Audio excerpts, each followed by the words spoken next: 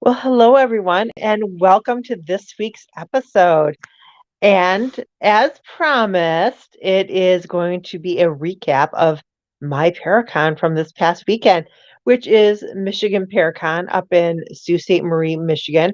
One of the biggest paranormal festival conferences, what have you, in the United States. It's held every August up there at the uh, Keewaydin Casino. So it was a interesting event this year because a lot of our presenters um, were coming from out of town, and unfortunately, they were flying into Detroit Metro. Now, as many of us know in the Detroit area, at that particular time, people were actually kayaking down I-75 because the water runoff from the storms was just so immense that they were actually kayaking down the expressways. I don't know if they do that in any other parts of the country, but here in Detroit, that's the thing. So in between the kayaking and the tornadoes, we were getting live feeds from a lot of our different presenters as they were taking shelter in bathrooms at the airport. And just totally flabbergasted at the weird weather here in Michigan. So that made things quite interesting from Thursday into Friday. But by Friday afternoon, things had worked out, and a lot of the presentations went as planned. I have to say, out of all the presentations that I listened to, which was quite a few this weekend, the one that I found the most educational was the Krampus slash Dark Christmas one by Jeff Bellinger, and the most entertaining, as in I laughed the whole way through it and completely enjoyed every second of it, would have been the Ghost Brothers. Now, for those who don't know who the Ghost Brothers are, they are three African American gentlemen who are ghost hunters and have a show called the Ghost Brothers.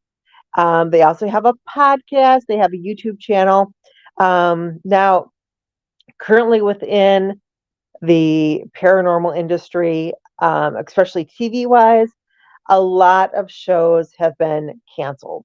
Now, I am not at privilege to discuss why shows are canceled, who gets canceled, but what I can say is if you are into the paranormal, if there are shows you enjoy, then contact the networks, tell them you like certain shows and you want them back because with enough fan force, we can move mountains. So, that being said, absolutely wonderful presentation. They had me laughing from ear to ear and smiling, and just it was a breath of fresh air. Now, my Paracon is a interesting mix of presentations between authors, podcasters, um, people who have paranormal shows and do paranormal investigating, some cryptid stuff, some UFO stuff.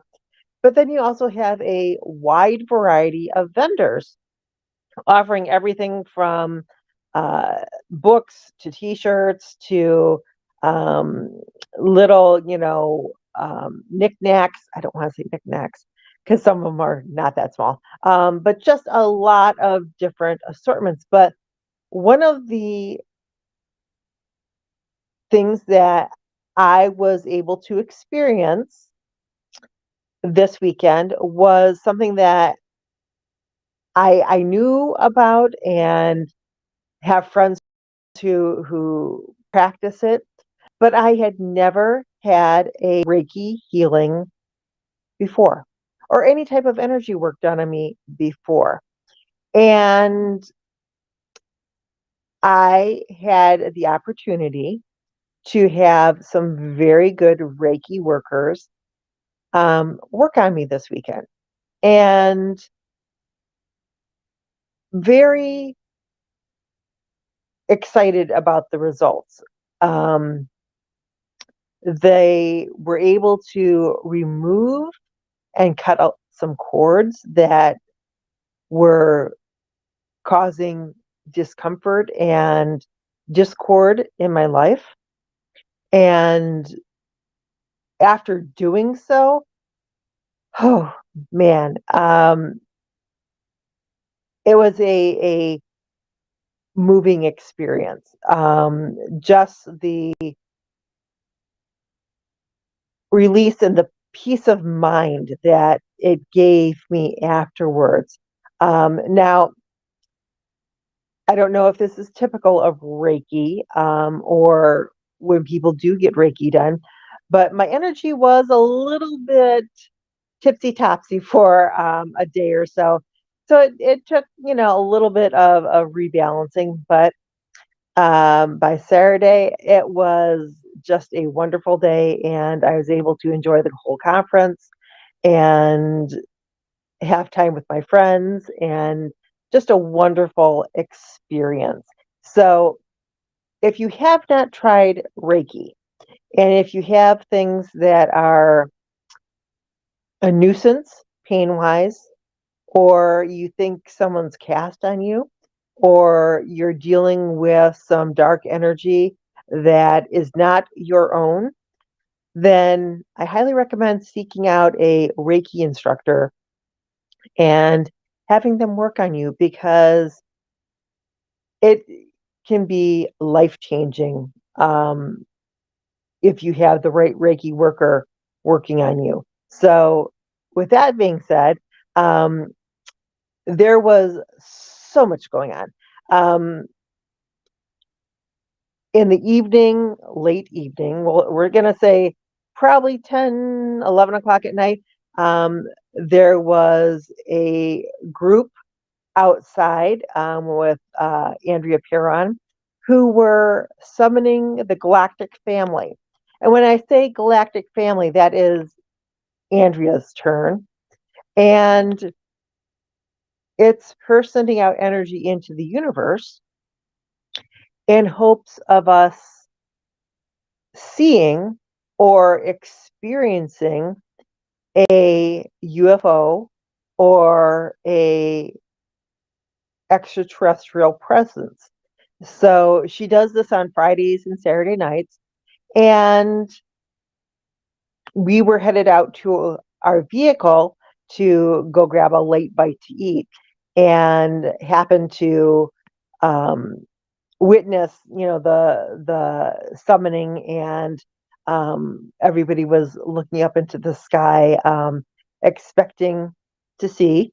Um, I do believe Andrea said that she saw a silvery black veil going through the sky, and I'm not sure if they experienced anything else, but there is so many different things that go on at my Paracon that you can be a part of, whether it's going to presentations, whether it's going with Andrew Perrin, whether it's just hanging out in one of the lounges and talking with like-minded people, because that can be very beneficial in and of itself, being able to talk to people who have similar beliefs, whether you're just strictly paranormal, or you're into cryptozoology and want to find out more about Bigfoot or Dogman, or whether you're really into the UFO and the ufology and you're looking for answers that way. You will find so many like-minded people who either have had an experience or are experiencing something, and might have a little bit more knowledge and be able to give you some information to guide you on your path. Um, so, if you get a chance to check out any type of Paracon That's what we call them in the industry, is paracons. Um, I would definitely recommend it. You don't have to go to the great big ones. You can start out small. Many states have smaller ones with really good guests and really good presentations. So it's just a matter of finding different ones to go to and, um, you know, seeing uh, what presenters are there or what the location is, and just go for a day and see what you can experience. Because I don't want to say it's up to you to, keep an open mind and, educate yourself. But the more information that you can gather in life, the better your understanding is of different things that you may encounter or may experience. So that's a definite, suggestion for me is, if you get a chance to go to a Paracon, definitely go check it out and see, what new information you can find that might be life changing for you. I definitely learned quite a bit from different presentations, and they run the gamut from paranormal to Christmas folklore, the monsters like Krampus and the Yule lads and stuff, all the interesting Yule cat and stuff like that, to Bigfoot, um, Dogman, ufology, just so many different topics and so much information to gain from just sitting there and being open to what other people might say that might strike a resin with you, and you know really give you an understanding of what you're experiencing, and might give you solutions, might give you tools that you can use in the future when you encounter something or you have an experience. So generally, with paranormal and cryptids, we call it an encounter. With ufology, we usually call it an experience. Um, just a little bit different terminology.